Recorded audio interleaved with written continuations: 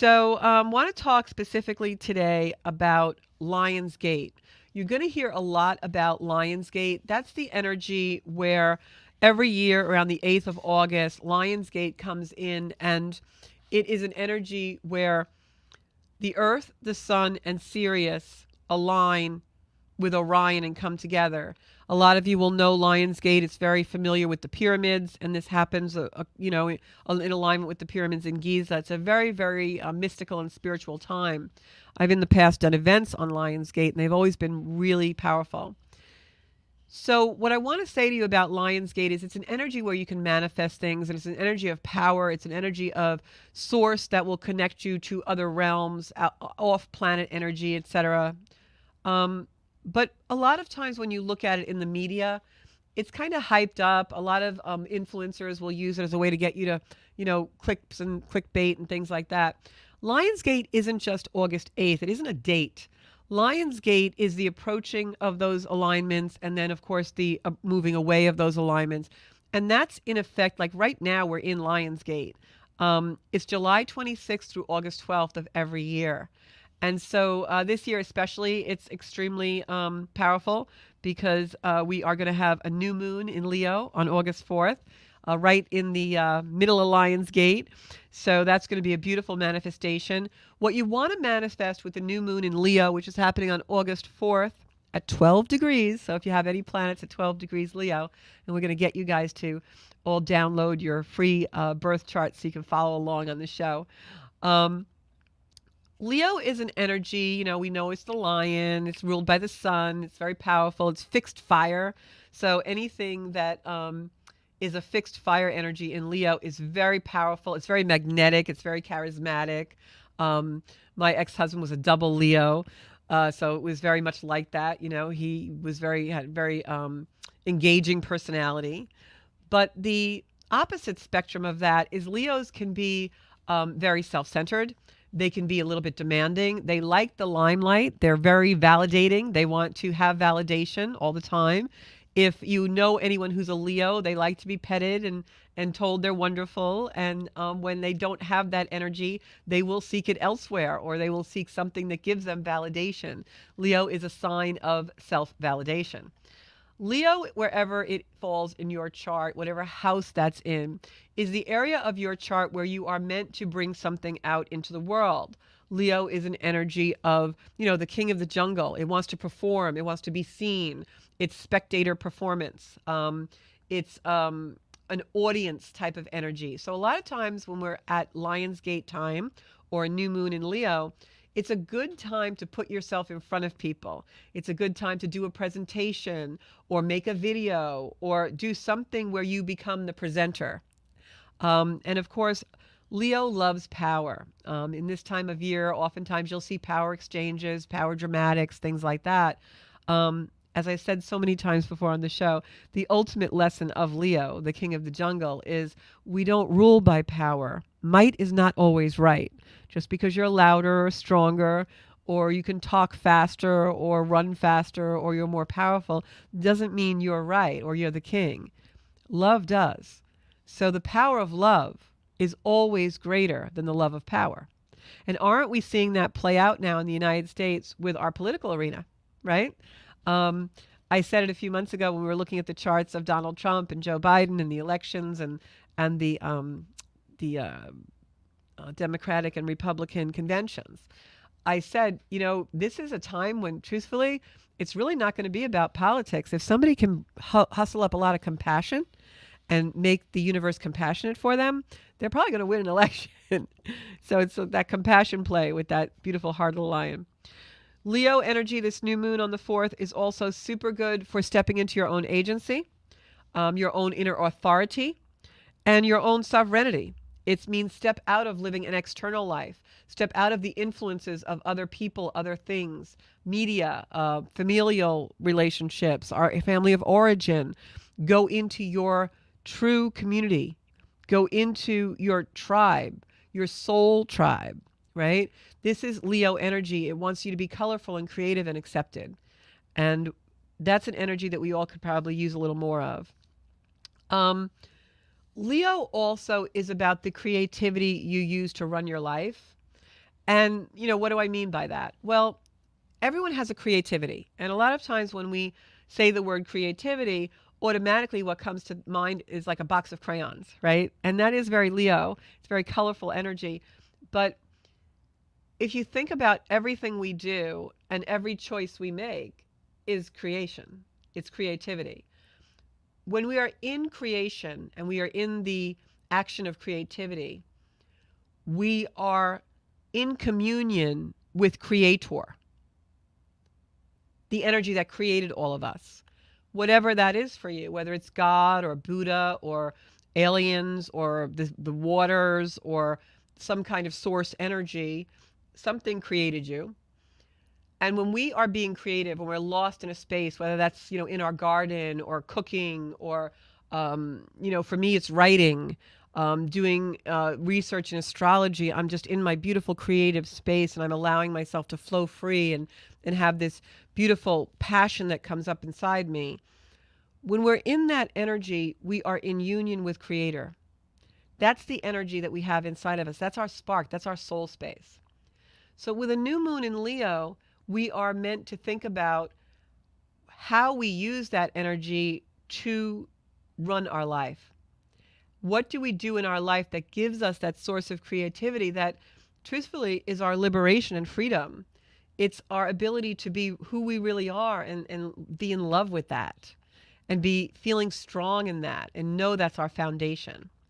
And I think with everything that's going on in the world, being in this energy is so important because there's a lot of chaos and a lot of influencing. And if we can go into the stillness and find the passion of that creativity, it gives us strength to really combat what's true and what's not true, because our real truth is inside us in that creativity. Whenever we're, say, gardening, and if you love to garden, you're out there and you're pulling weeds for hours and you're just, mindless and you're in this space underneath the beautiful sky and the sun and the light, and your mind might wander and you may have some beautiful creative thoughts or you may just feel relaxed, your energy changes. Maybe you garden like I just used an example, or maybe you like to go on boating or go skiing or whatever.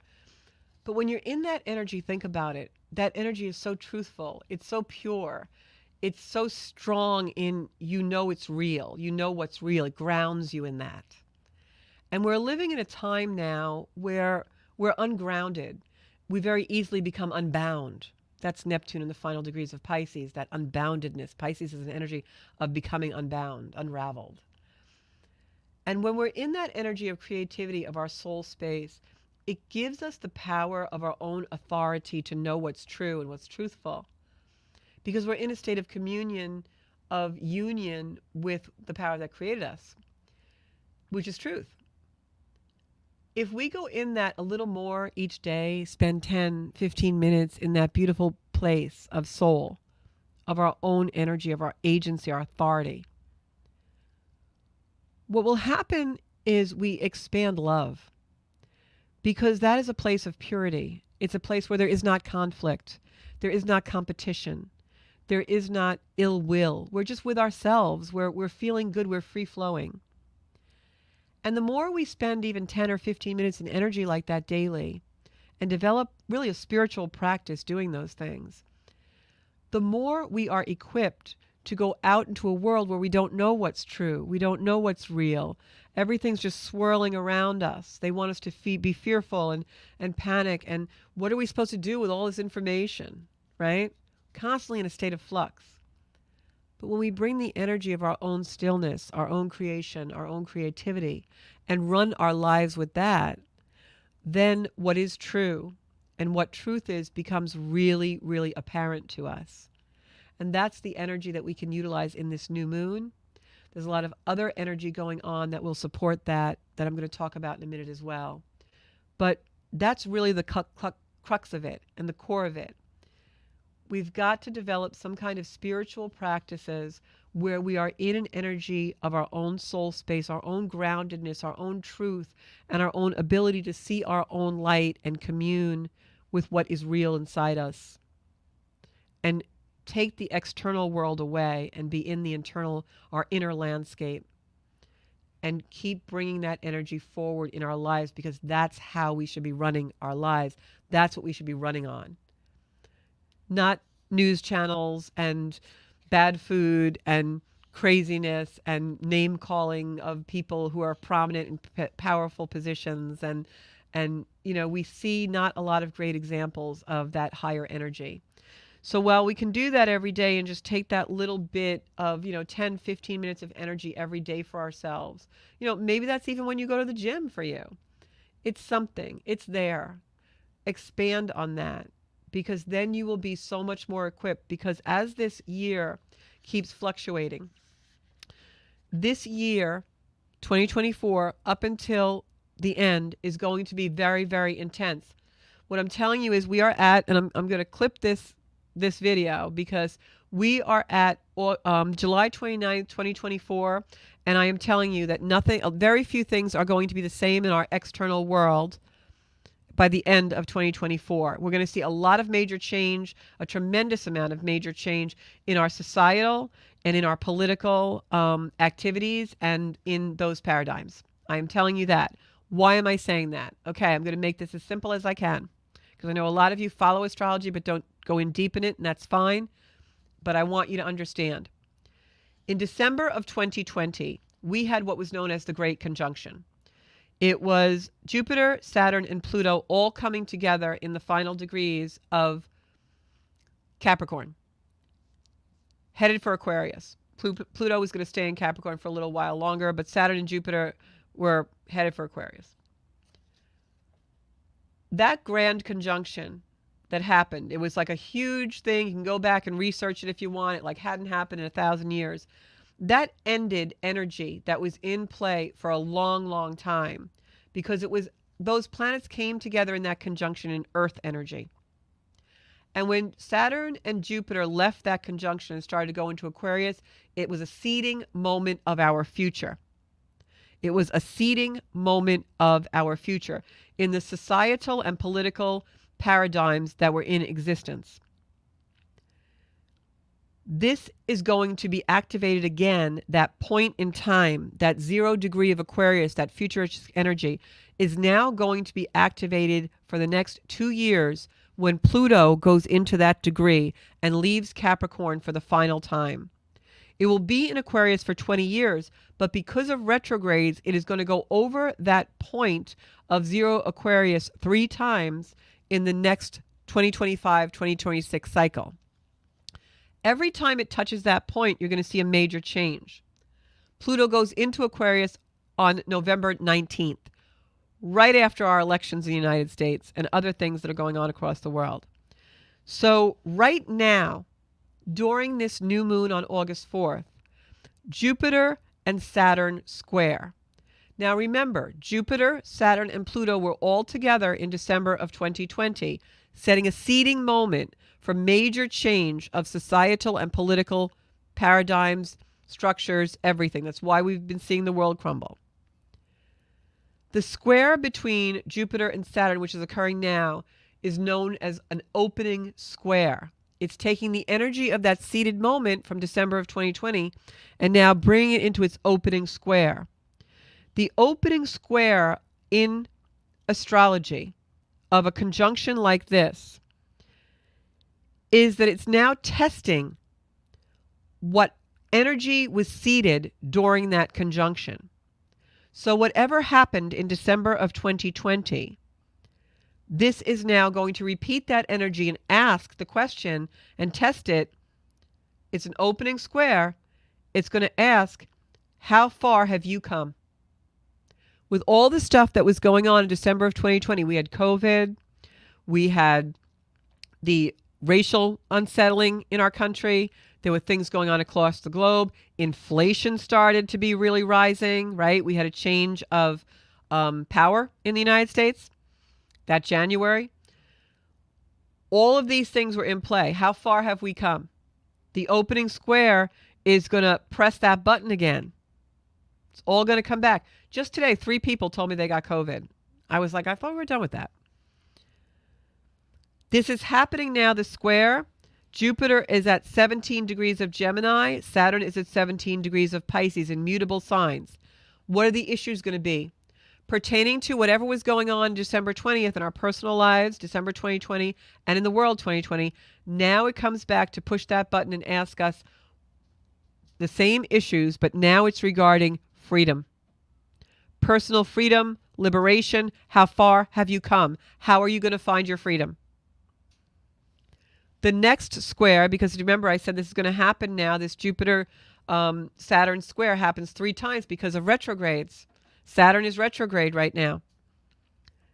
The next date that this happens, the second square, is December 24th. Now, when the second square happens, Pluto has gone into that 0 degrees of Aquarius for the next 20 years. It's going to be in Aquarius. So now Pluto is hitting the seeding moment. Pluto is the transformation. In Aquarius, it's the future. This is about technology, using technology for healing. It's about new ways of doing things. It's pioneering. It's revolution. It's ruled by Uranus, sudden shocking development. The second square is a step in the development of this energy, of the tide. It's at the midpoint, 14 degrees now,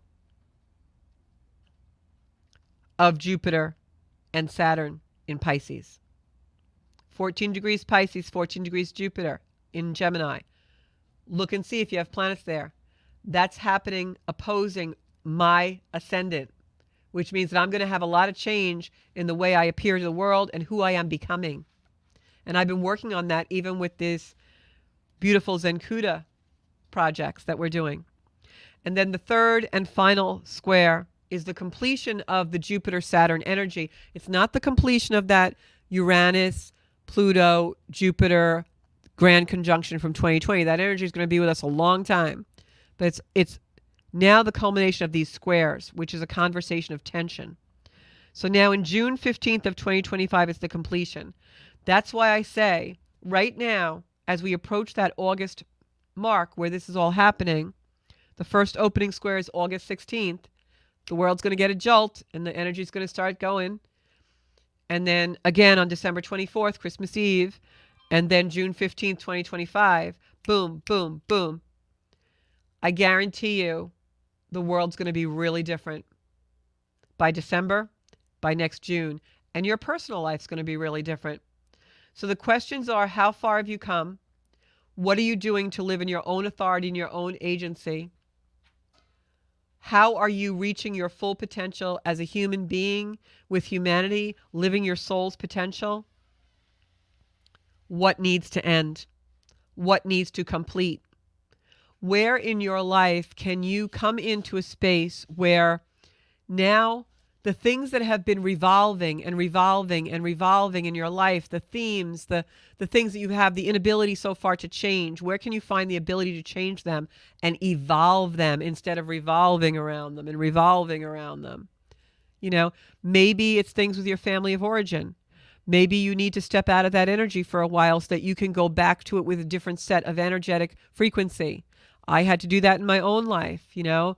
For about a good 4 years, I was very, very separated from my family of origin because I knew I had to end the energy in order to go back with a new energy and a new way of doing it. Maybe it's your career.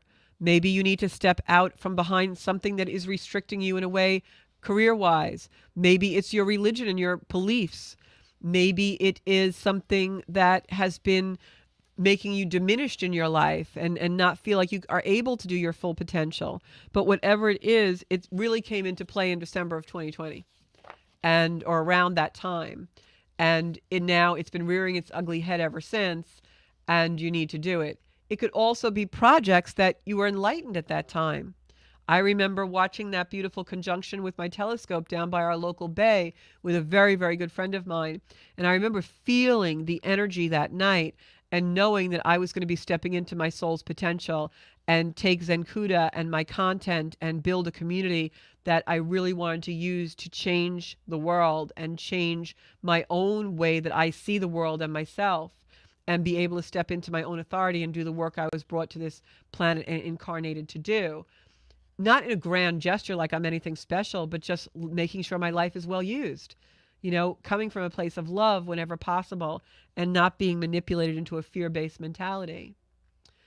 And I remember that was a seeding moment for this. And now here we are almost 4 years later, and Zenkuda has just grown and grown.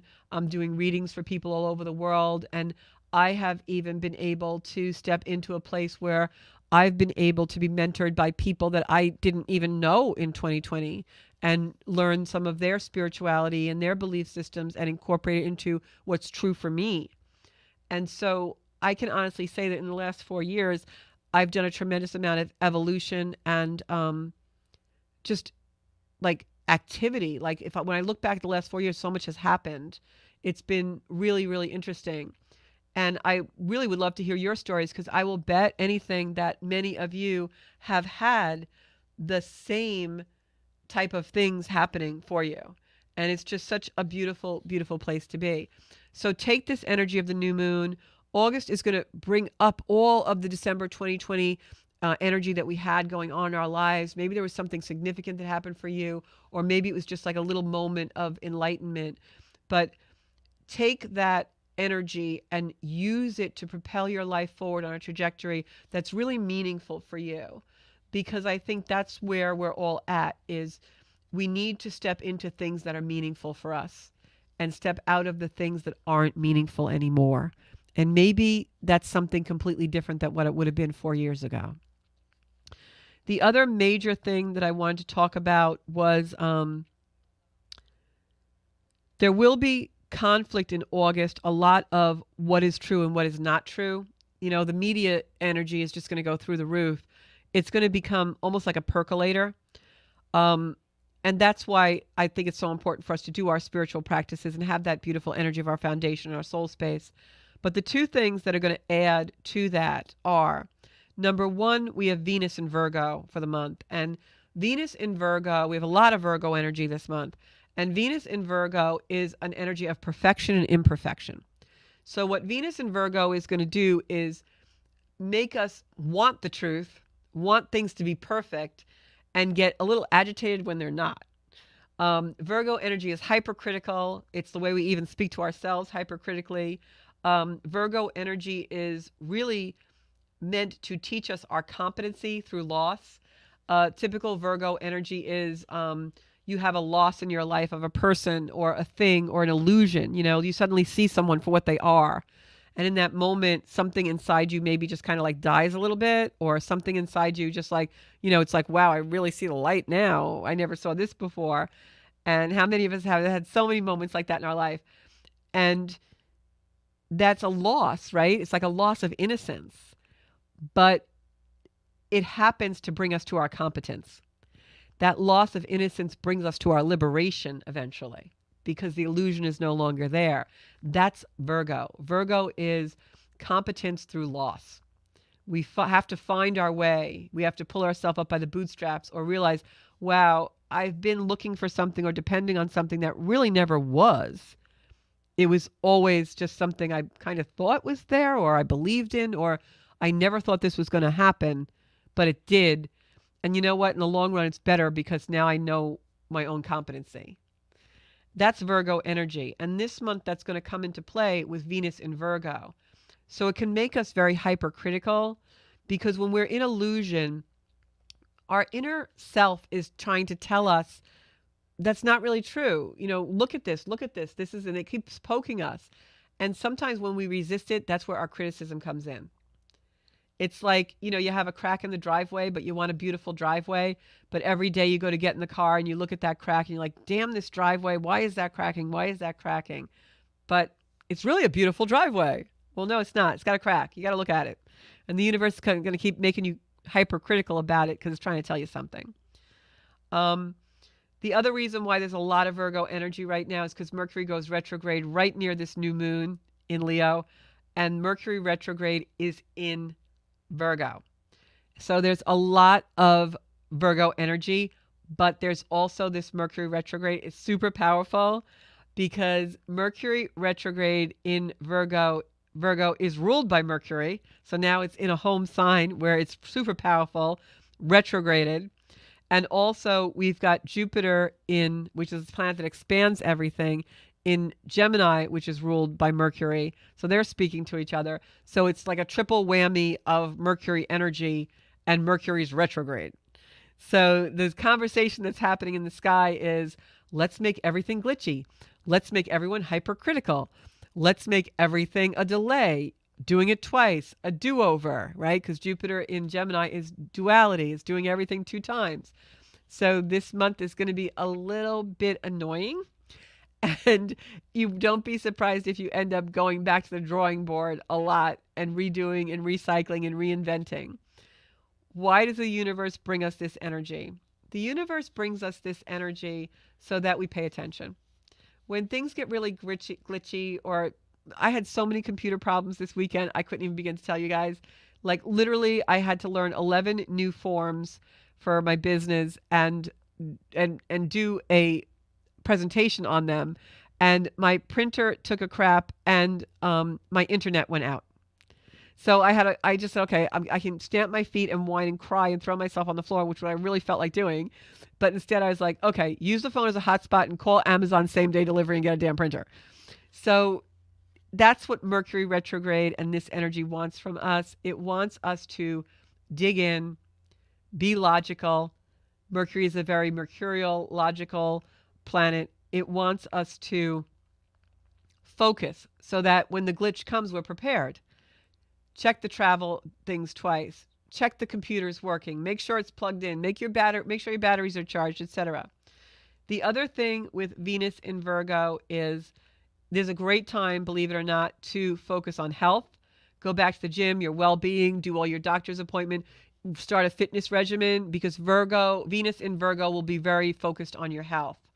The other thing I want to say in this energy, and I know this for those of you who are financial and watch things, you can't make this stuff up because it's just us above, so below. What's ever happening in the sky is always happening in real life.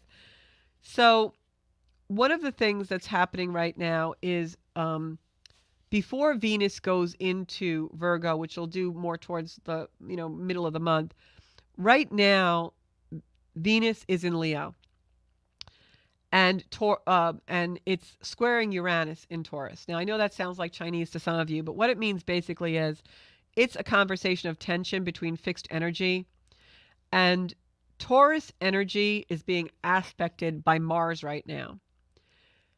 Mars is action.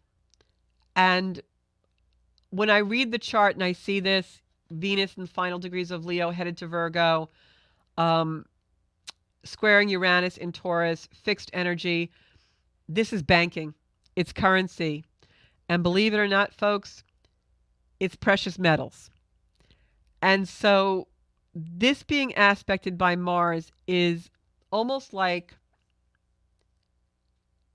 something's going to happen in the financial markets that's going to create an upset, but the meaning of it is all about freedom and restriction. And I think that a lot of illusions that have been taking place, a lot of shell game, what's real and what's not, to do with financial markets worldwide, some of those things are going to be revealed in the next few months or the next very little while.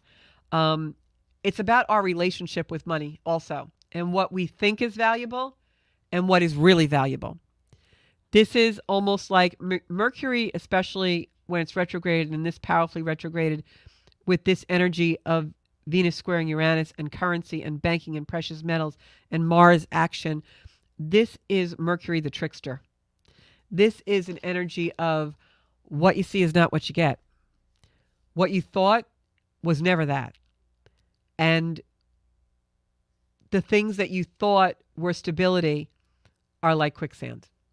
That's really how psychically I'm reading the chart. So do what you got to do to be safe and stable. Do your spiritual practices. Put yourself in places where you know what's real and what's not real. And you know what is really the way that we have to be in our lives in order to have personal happiness, personal stability, abundance, and all those things. So I'm going to check my